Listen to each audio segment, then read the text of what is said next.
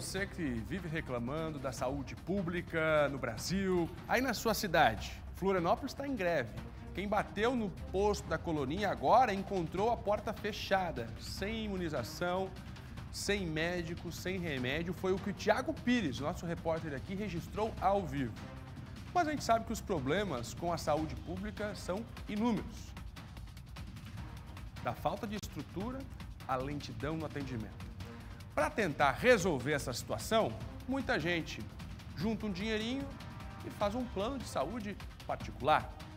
Mas agora vai ter reajuste. A mudança já está valendo e os valores são altos.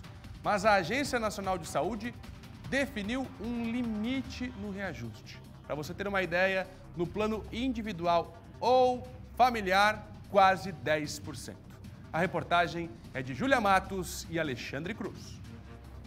Para aqueles que utilizam o plano de saúde, as notícias não são das melhores, porque a Agência Nacional de Saúde autorizou o reajuste nos valores cobrados pelas empresas. Só em Santa Catarina, quase 2 milhões de pessoas poderão ser impactadas com o aumento.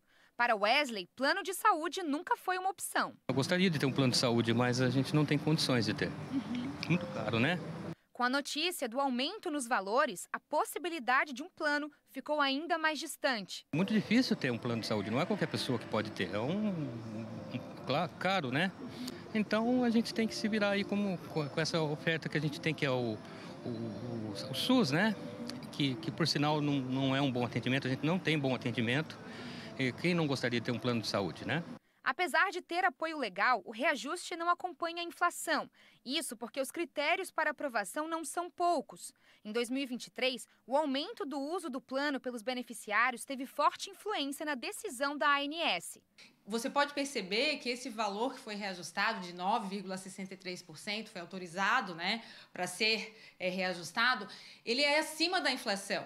Só que não é só esse critério que a ANS usa. Ela usa outros critérios como a utilização maior do plano, né, a sinistralidade que eles chamam, observação também do valor dos insumos, do aumento da inflação em relação a isso. Tudo isso vai gerar a necessidade aí desse reajuste.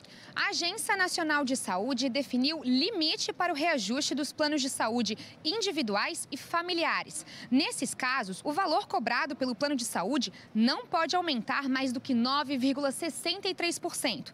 Já nos casos dos planos de saúde coletivos, normalmente adotados por empresas maiores, aqui o valor pode ultrapassar esse limite estipulado, mas ele deve ser aprovado pela ANS. Nesse cenário, quem deve sofrer mais com as alterações são os idosos. O consumidor idoso ele é o mais vulnerável nessa situação, principalmente porque esses planos individuais e familiares atingem a maioria dos idosos, porque eles não estão mais no período que estão trabalhando, né? Por isso que o corporativo, o empresarial, foge um pouco do perfil deles. Então, como ele é o público mais atingido, também tem as variações das faixas etárias, que também, dependendo da situação, pode ter uma variação de 30% a 40% de reajuste, fora o reajuste autorizado. Apesar de ter sido aprovado na segunda semana de junho, os valores podem aumentar já nas cobranças referentes ao mês de maio. Por isso, o consumidor deve estar atento. Como a regra começou a partir de maio de 2023, ele pode retroagir a maio de 2023. Porém, se o meu contrato tem um aniversário lá em setembro, esse reajuste só pode acontecer lá em setembro. Uma outra questão que é importante observar é que, apesar de a ANS ter esse respaldo legal para fazer esses reajustes, para determinar esses reajustes, é importante que se observe que as cláusulas contratuais para verificar se esse reajuste se aplica a determinado contrato. Caso os valores ultrapassem o teto definido pela ANS, eles se tornam abusivos. Nesses casos, o consumidor deve procurar orientação legal. Caso o PROCON verifique que teve um aumento acima do autorizado, a empresa vai ser notificada para fazer a devolução desse valor pago a maior, né? E até na possibilidade de em dobro, porque realmente a gente verifica que pode ter a má-fé da empresa. Já para aqueles que aderem aos planos de saúde coletivos, mais mudanças podem acontecer ao longo do ano. Por isso, é importante acompanhar as alterações feitas pela empresa contratante. Se sentindo lesado, procurem os órgãos de proteção ao consumidor, PROCON municipal, PROCON estadual, Defensoria Pública ou Ministério Público. Esses órgãos irão solicitar informações para verificar se teve ou não infração, e isso não é somente em relação ao reajuste. A falta de informação também é uma infração. Olha, então é o seguinte, vou disponibilizar essa reportagem no SCC10 para você acompanhar todos os detalhes que a Júlia Matos e o Alexandre Cruz apuraram para a gente. Deixa eu reforçar então quais são as principais mudanças. Você viu, no plano familiar individual, um reajuste que chega próximo de 10%. No entanto, gente, olha só, aumento do valor mensal cobrado em planos individuais e familiares, esse sim, de quase 10%.